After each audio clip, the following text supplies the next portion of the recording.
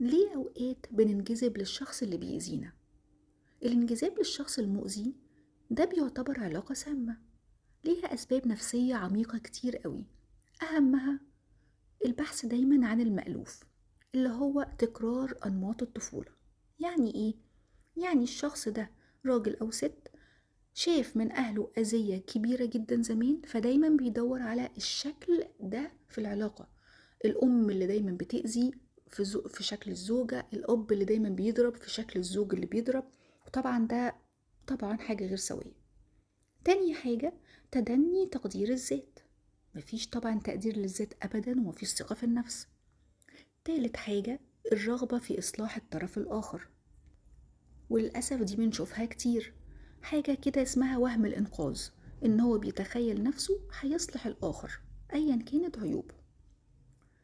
النقطة التانية التعلق الكيميائي. يعني إيه؟ يعني تعلق إدماني بالمشاعر المكثفة اللي الشخص اللي قدامي بيديهاني حتى لو فيها أذية. بيبقى مش قادر يخرج من الدايرة بتاعة الأذية لأنه هو مبسوط بالفتات الحلو اللي بياخده. النقطة اللي بعد كده الخوف من الوحدة والفراغ العاطفي. بيبقى خايف يسيب الشخص ده لحسن ما يلاقيش حد غيره. طيب إزاي أقدر أتعافى من حاجة زي كده؟ أول حاجة الاعتراف بالأذى، أوقف تبرير السلوكيات اللي بتجيلي من الطرف الآخر، واعترف إنه لأ، الشخص ده بيأذيني، أنا لازم أخد موقف.